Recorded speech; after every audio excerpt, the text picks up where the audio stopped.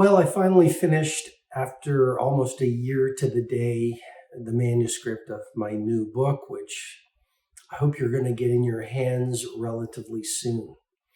And while the ideas of the creative process and the ideation journey are fresh within me, I thought I'd share some of my ideas in the hope that you'll produce your magic and bring your artistry to the world. And the first idea is really an acronym I've been teaching over many years called OAD, which is Obsessive Attention to Detail. I think a lot of creative people suffer from overproductivity. I'm going to repeat that again because it's so important. A lot of creative people suffer from overproductivity. They've fallen into the snare of believing they need to put out 50 books every year and 10,000 pieces of content every month. It's better to produce one masterwork than 1,000 mediocrities. And so OAD is all about doing one or two Mona Lisas over the course of your career, maybe 5, but you simply sweat the details. OAD, obsessive attention to detail. Do not put anything out into the world that does not represent your absolute best. The second idea that I'd share with you is fight your dragons. The real success of putting out your finest work, as I hope I've done with this new book, is not getting on bestseller lists. It's what the process of making your finest work does to you that is the real treasure.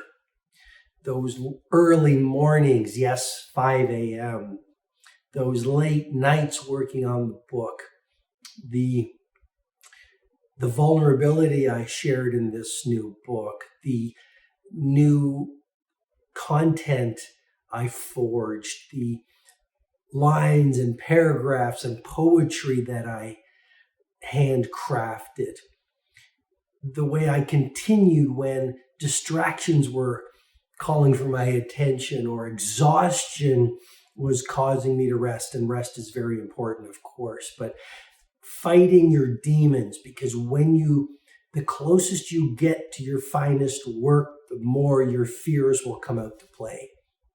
And so see producing your Taj Mahal as an act of self-mastery. And then whether you create a Taj Mahal or not, you've already won. Third thing I'd say that I've learned from writing this new book is trust the craft.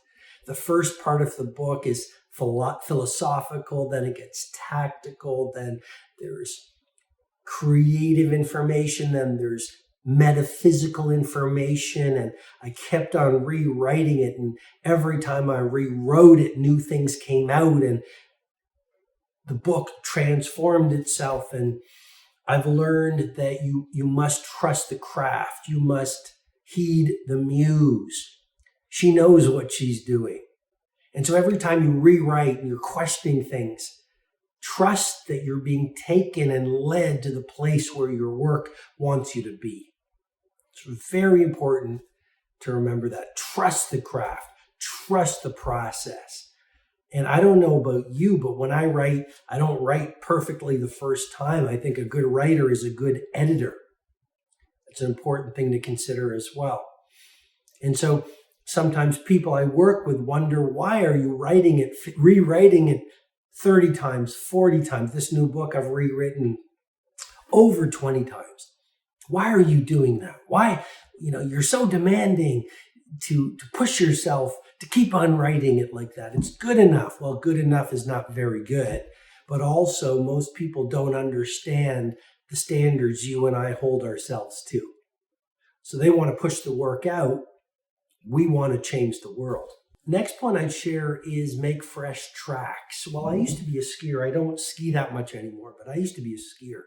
And one thing skiers love is fresh tracks. It's to be the first person down you get up early on a ski day just to be the first person to go up the lift and down the mountain so you get fresh tracks. Pristine powder snow, and you're going down in the fresh tracks. Same thing when it comes to our jobs, our craft. do not go where everyone's going. Our job, your job, is to take your field where it's never gone, to make fresh tracks. And I always think of Miles Davis, and I talk about his story in the new book. He learned what the masters did so he could break the rules the masters knew. He forged his own new way of playing, played with new rhythms and syncopations. And then in the late 60s, he threw out the rule book again. You know, I watched a documentary and his son said my dad never kept his old records at home because he was more interested in the future than in the past, than what he'd done in the past. So forge new tracks, and that's scary. You know, this new book, there's productivity and spirituality. It's part memoir, it's part handbook for humanity, I hope, to make a better humanity. And it's a very unorthodox book. The past day I've wondered, have I made a mistake? Have I failed? Did I overreach? Did I try to do too much? Is there too much in there? Is there too little in there? And I think that's part of being an artist. You never know if you got the work right, and you have to just trust that you gave it your best. Final thing I'd say is exhaustion is a success symptom. I'm tired right now. Almost to the day. I've been at this for a year, hours, almost every single day. When I felt like it or whether I didn't feel like it, I sat down and I got to work. Yes, I took days off, but I've been tired for a lot of this.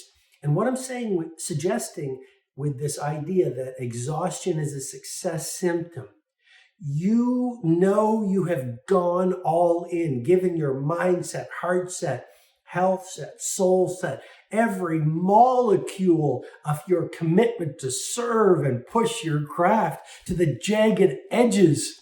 You know you've done that when you're spent, when you're exhausted, when you don't want to read another book and you don't want to learn another new idea and you don't feel like working out and you just feel like eating pizza because you're craving the carbs for comfort.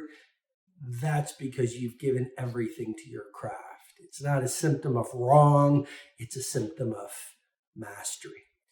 So when is the new book coming out? I am not quite sure. The manuscript is now in what publishers call pages, where the manuscript is made into the pages of the actual book, and we're working on the cover, and I'll soon announce the title, and then we'll get it out to my publishers worldwide, and then you will be able to get it into your hands, and I will suggest to you with great love and respect, this is a one-of-a-kind book, and I have never written anything like this, and I've never shared so much of my frailties and my life as I have in this book. So I hope you love it, and if you don't, you know I've done my best. Okay, thanks for your time. Talk to you later.